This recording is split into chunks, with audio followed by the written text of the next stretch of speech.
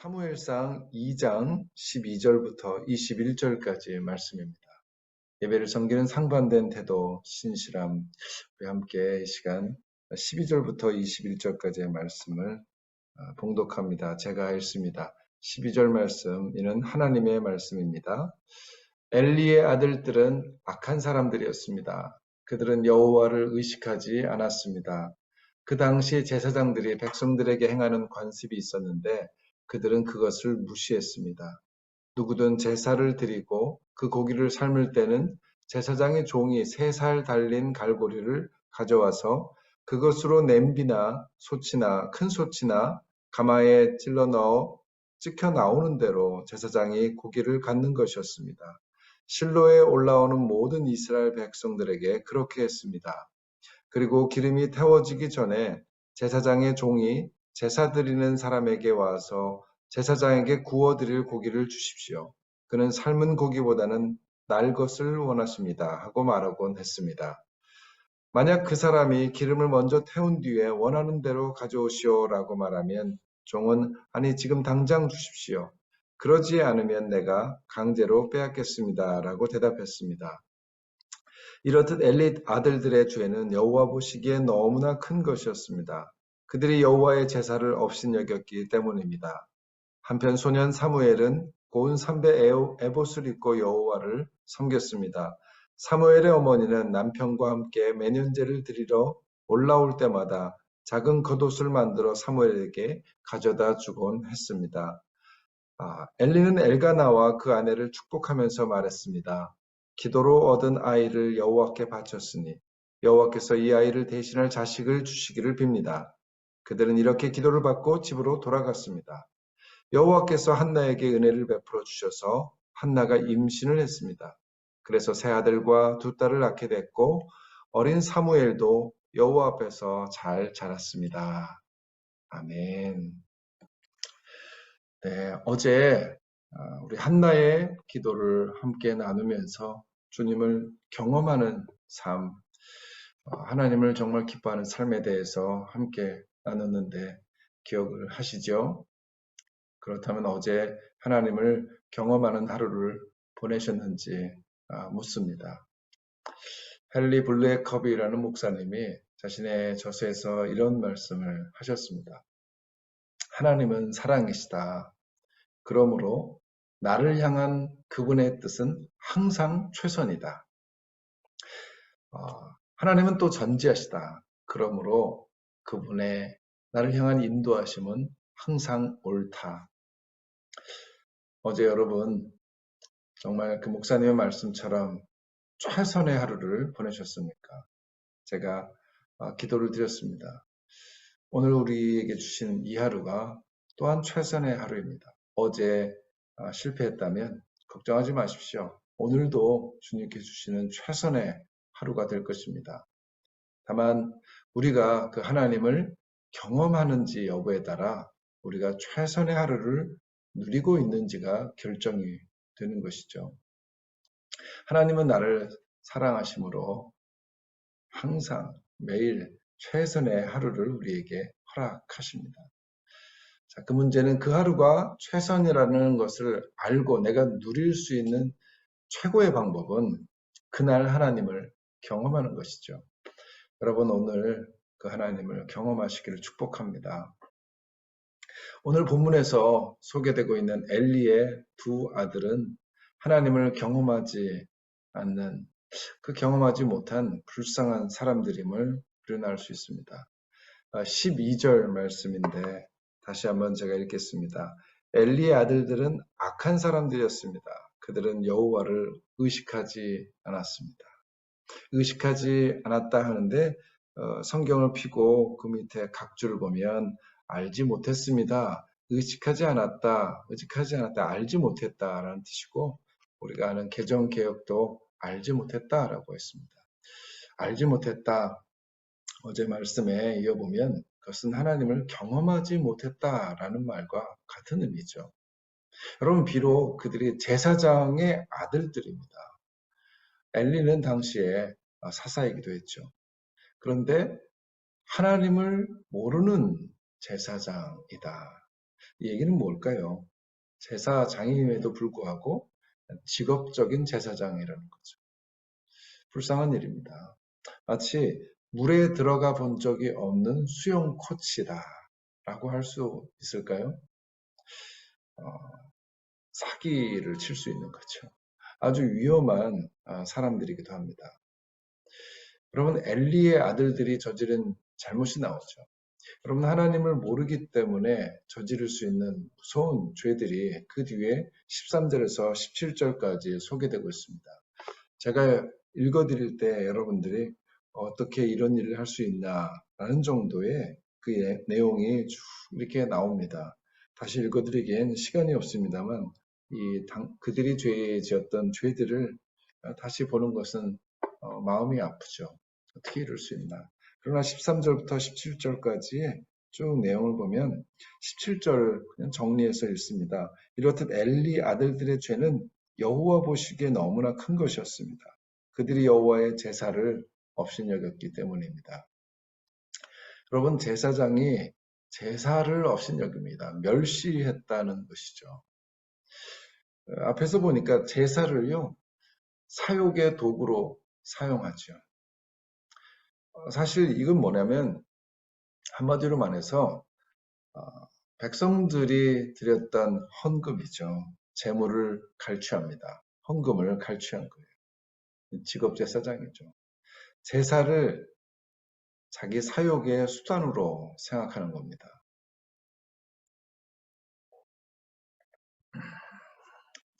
목사로 치면 그냥 직업 목사가 되는 거죠. 그 증거가 뭐냐면 예배를 수단화시킨 거예요. 예배를 자기 직업의 수단화 만든 겁니다. 예배를 성공의 수단으로 여기고요. 예배를 인기의 수단화를 시켰고 예배를 목사의 지위의 수단화시킨 겁니다. 자기 사욕의 수단화를 시킨 겁니다. 여러분, 지금 한국교회에 많은 분들, 특별히 목회자들을 위해서 기도해 주십시오. 이 교회가 세상의 대안인데 우리 한국의 그 사회 현실들이 온전치 못한 것은 여러분 교회가 온전한 기능을 못하고 있다라는 것과 사실은 같은 이치죠. 많은 목회자들 위해서 기도해 주십시오.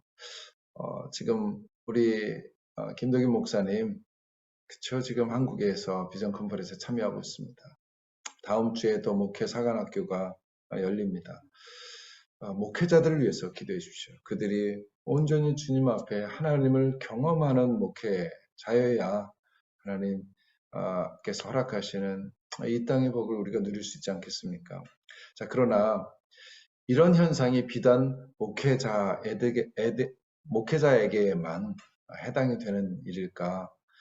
여러분, 성공을 위한 예배, 축복을 받기 위한 예배, 심지어 애군을 떨쳐내기 위한 예배까지 드리는 그런 분들이 계십니다. 하나님을 기뻐하는 것이 아니라 하나님을 기뻐해서 드리는 예배가 아니라 다른 목적을 또 다른 의도가 있어서 그것을 위한 수단으로 예배 드리는 성도들이 여러분 한국교회에 의외로 많습니다. 여러분 혹시 여러분은 어떻습니까? 우리가 이렇게 새벽에 기도회를 합니다. 이 기도회가 여러분 하나님 앞에 한나처럼 울부짖는 것 문제 없습니다. 그러나 이렇게 하면 하나님이 내 정성을 받아주셔서 나를 조금 더 성공하게 하고 내 남편을 승진하게 하고 그러면 이것이 목적을 위한 수단화 되진 않았는가. 하나님 앞에 정말 예배드리면서 어제 말씀드린 것처럼 여호와로 인해서 기뻐하고 하나님을 기뻐하는 그런 성숙한 믿음 가운데 우리가 살아가고 있는가 또 자신을 돌아볼 수 있기를 바랍니다. 여러분 정말 하나님을 경험하십시오. 한나와 사무엘의 이야기는 그래서 엘리의 아들들과 대조를 이루고 있죠. 그래서 오늘 본문은요, 이 두 대상들을 정확하게 대조시키고 있습니다. 우리가 11절부터 12절부터 읽었지만 11절은 이렇게 끝나죠. 그 후 엘가나는 라마의 집으로 돌아왔지만 사무엘은 엘리 제사장 밑에서 여호와를 섬기게 됐습니다. 여호와를 섬겼다. 엘리 아들들은 여호와를 섬기지 못합니다. 사무엘은 여호와를 섬겼다는 표현하죠. 우리가 읽었던 18절에도 한편 소년 사무엘은 고운 삼배 에봇을 입고 여호와를 섬겼다. 마지막 21절에서도 여호와께서 한나에게 은혜를 베풀어 주셔서 한나가 임신했습니다. 그래서 세 아들과 두 딸을 낳게 됐고 어린 사무엘도 여호와 앞에서 잘 자랐습니다. 이 영어로 보고 원어로 보면요. Before the Lord입니다. Before the Lord. 하나님 앞에서, 주님 앞에서 ministered, grew up. 하나님 앞에서 신전의식이죠. 코람데오. 헬라어로는 코람데오죠.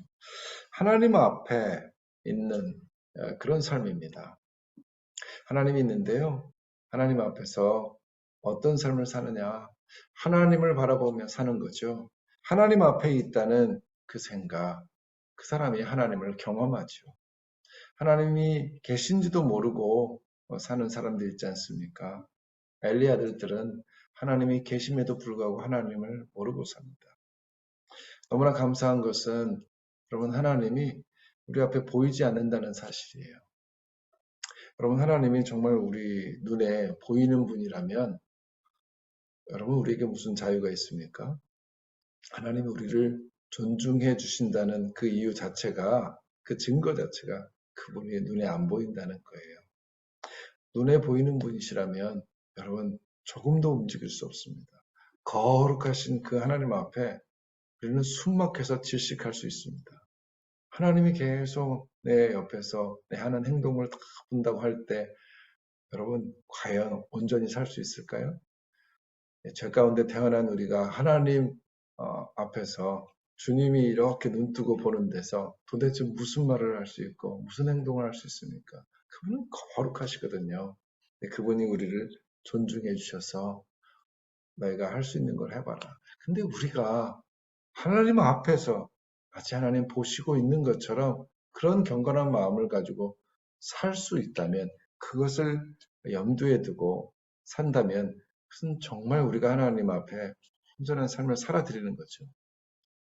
눈에 보이지 않지만 그 하나님 앞에 사는 그 마음, 그것은 우리가 선택하는 우리 삶의 선택입니다. 그때 하나님은 우리에게 정말 최선의 하루를 주실 것이에요. 억지로 주님 앞에서 사는 것이 아니라 정말 주님 앞에 살기 위해서 의식하고 나오는 여러분 그 앞에 정말 행복이 있습니다. 한나와 그 사무엘은 하나님 앞에 어떻게 살았습니까? 우리 엘리 아들들은 예배를 도구와 수단화했죠. 그런데 20절에 이렇게 납니다. 제가 읽습니다. 엘리는 엘가나와 그 아내를 축복하면서 말했습니다. 기도로 얻은 아이를 여호와께 바쳤으니 여호와께서 이 아이를 대신할 자식을 주시기를 빕니다. 한나는 기도로 얻은 아이를 여호와께 바쳤다. 엘리 아들들은 여호와께 바친 것을 자기가 취했지만 한나는 여호와께 기도로 얻은 그 귀한 아이를 바쳤습니다. 대조가 되죠. 한나는 아들을 바칩니다. 가장 소중한 것을 헌금했습니다. 선물로 드렸죠. 사무엘 자신은 마치 아브라함에게 이삭처럼 자신의 온 일생이 하나님께 바쳐진 거예요. 엘리 아들들은 바쳐진 것을 갈취하고 한나와 사무엘은 가장 귀한 것을 하나님께 바칩니다. 이 삶이 여러분 정말 그 일생을 결정하고 또 하나님의 축복도 결정하고요. 그리고 우리가 누구인지 존재가 결정이 되는 놀라운 순간이죠. 이덕주 목사님이라고 감리교 신학교의 교수님이신데 그분이 이제 은퇴를 하시고 새롭게 하소서라는 프로그램에 나와서 간증하는 것을 제가 또 들었습니다. 그분은 4살 때 아버님이 결핵으로 돌아가셨대요. 그래서 어머님 홀로 4남매를 키우셨답니다. 그런데 그분은 예수를 믿지 않았고 4남매를 키우는 중에 불교 신자였는데 어느 날 너무 힘든데 새벽에 종소리가 나서 그 종소리가 일반적인 불교의 종소리도 아니고 박자가 다르잖아요. 그래서 홍역에 걸린 딸이 그때 있었는데 밤새도록 이 아이를 보살피다가 그 종소리를 듣고 애를 데리고 가서 그 앞에 기도하다가 이곳이 내가 있어야 될 곳이나 알고 예수님은 그때부터 영접하고 철저히 신앙생활을 했다고 합니다. 그런데 먼저 아주 귀한 자신의 첫째 아들을 보내면서 이 아이들의 생명이 내 것이 아니라 하나님의 것이라는 것을 알게 됐다고 해요. 그리고 하나님 앞에 섰는데 얼마나 어려운 일이 많았겠습니까? 그리고 나머지 삼형제가 그것을 다 벗다고 해내요. 초등학교 한 고학년쯤에 올라갔는데 이 병을 앓았습니다. 골수암 진단을 받게 됩니다. 그런데 그 시골에서 아이의 암 진단을 알 수도 없었고, 그리고 동네에 있는 그나마 좀 큰 병원에 데려갔는데 다리를 이렇게 잘라야 될 그런 상황이 있었다고 합니다. 그래서 본인이 그 의사가 이 병은 내가 지금 치료할 수 없다고 서울에 있는 병원으로 보내었으면 좋겠다고 큰 병원에 가서 치료해야 된다고. 그래서 아닙니다. 당신이 의사 선생님이 꼭 고쳐야 된다고 얘기를 하는데 의사 선생님이 그렇게 얘기했대요. 자신의 아들도 똑같은 병을 가지고 있었다. 그런데 제가 오랫동안 몇 년 동안 이 아이의 병을 치료했는데 결국은 다리를 자르게 됐다. 그러니까 자기도 자신의 아들의 다리를 잘라야 되는 그런 상황에서 이 아이를 내가 고칠 수 없다고 얘기한 거죠. 그때 그 어머님이 그렇게 얘기했다고 합니다. 이 아이는 하나님께 바친 아이입니다. 만약에 이 병이 죽을 병이라면 서울이 아니라 미국에 가서 수술해도 죽습니다. 하지만 살 병이면 여기서 수술해도 살 수 있습니다. 이덕주 목사님의 어머니는 이 세 자녀를 하나님께 온전히 바치면서 너희는 내 자식이 아니다. 이렇게 얘기를 했답니다. 그래서 새롭게 하소서의 간증에 이 썸네일이 너는 내 자식이 아니다. 라는 거였어요. 깜짝 놀라서 제가 들어가서 봤거든요. 그 말을 그 앞에서 들은 목사님은 너무나 실망을 했대요. 이분은 나를 사랑하지 않는구나. 그런 상처 가운데 또 오랜 시간을 고통스러워했다고 하는데요. 아이를 내놓고 얘기했대요. 너희는 이제 내 자식이 아니다. 그러나 그렇게 얘기하면서 어느 순간 그렇게 이야기하고 밤에 자다가 일어나서 새 아이를 보는데 너무나 두렵다는 거예요. 이 아이들은 내 자식이 아니라 이제 하나님께 바쳐진 그런 아이들이구나 싶으니까 아이 하나하나를 대하는데 너무나 정성스럽게 대할 수밖에 없었다는 거죠. 하나님의 아들들이니까. 그래서 어머님의 끊임없는 유혹은 이 아이들이 내 자식처럼 여겨질까봐, 그래서 더 집착을 할까봐 평생을 이 유혹 가운데 싸웠다고 해요. 그래서 더 정성껏 자녀를 부양했답니다. 그래서 뭐 들어보면 그 위에 형님도 또 죽을 뻔하고 자신도 어려움을 당하고 그 위기 때마다 하나님께서 돌보셨다는 것을 경험했다고 간증을 하시더라고요. 여러분, 어제 아내와 한나의 기도 본문을 가지고 큐티 나눔을 했습니다. 아내는 그렇게 얘기하더라고요. 한나가 역전의 하나님을 찬양하는 것에 큰 감동을 받았다는 거예요. 가난한 자를 다시 부하게 하고 쓰러진 자를 세우고 그런 하나님이시라는 거죠. 맞습니다. 하나님께서는 오늘 본문 21절에서 하나님을 기뻐하는 한나에게 세 아들과 두 딸을 더 주시고 사무엘을 바친 그 아들을 이스라엘의 마지막 사사로 세우셨고 이스라엘의 초대 왕들을 기름 붓는 그 왕정 시대를 여는 특별히 다윗까지 기름 붓는 놀라운 일들을 허락하셨습니다. 하나님이 크게 사용하신 거죠. 그러나 우리가 주의할 점 한 가지가 있다면요. 우리는 드러난 결과를 보고 하나님의 축복을 판단하기가 쉽습니다. 그렇죠. 하나님께서 함께 하셨다는 증거죠. 그런데 여러분, 더 중요한 것은 사실은 하나님과의 관계죠. 어제도 제가 말씀드렸습니다. 여러분, 일이 잘 형통이 돼서 기뻐할 수 있습니다. 하나님께 기도할 때 우리 기도에 응답하심에 대해서 기뻐할 수 있습니다. 여러분, 떡을 달라는데 하나님이 과연 돌을 줄까요?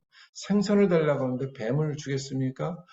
여러분, 예수님이 우리에게 분명히 얘기하셨어요. 그분이 우리를 사랑하시고 최선을 주시는 분이에요.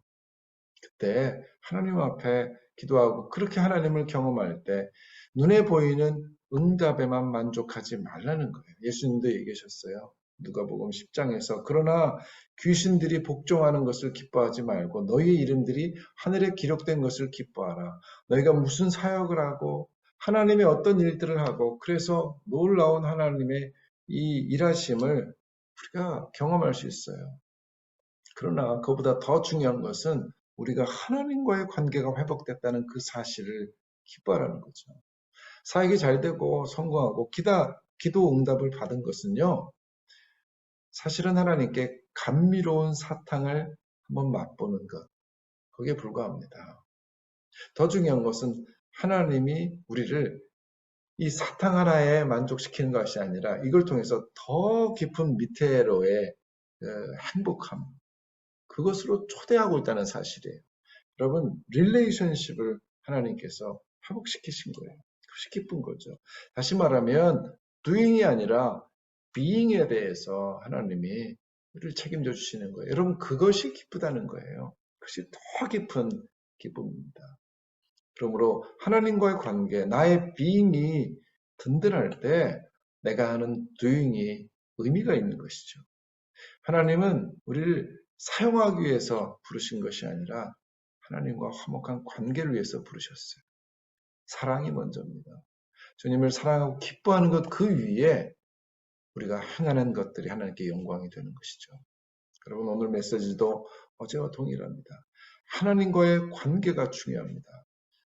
우리가 엄청난 다급한 일이 아니라면 이렇게 새벽에 주님께 무엇을 구하기에 앞서 그분과의 관계를 점검해야 됩니다. 나는 주님을 사랑하는가? 아니면 주님을 이용하는가? 나는 하나님을 기뻐하는가? 하나님보다 나를 더 기뻐하는가? 우리 이 시간 주님 앞에 그렇게 기도했으면 좋겠습니다. 하나님을 찬양하는 기도를 드리십시오. 하나님께 이렇게 고백합시다. 하나님 사랑합니다. 하나님을 높입니다. 하나님을 경배합니다. 주여 오늘도 하나님을 더 깊이 경험하게 하여 주시옵소서. 우리의 기도가 이런 기도가 되길 원합니다. 그리고 만약에 그렇다면 두 가지 기도 제목을 다시 낼 때 이제 이런 기도를 우리가 드릴 수 있을까요? 나도 한나처럼 나의 가장 소중한 것을 주님께 드리기를 원합니다. 나도 이덕주 목사님의 어머님처럼 내 자녀들을 하나님께 온전히 맡길 수 있게 하여 주옵소서. 나 자신보다 하나님을 더 기뻐하는 믿음을 주옵소서. 내 사역을 쫓는 성도가 아니라 하나님과의 관계에 올인하는 믿음을 허락하여 주시옵소서. 하나님께 헌신하는 기도를 드렸으면 좋겠습니다. 이 시간 주님을 찬양하고 주님께 고백하고 그리고 하나님께 헌신하는 기도로 저 앞에 함께 부르짖어 기도하겠습니다.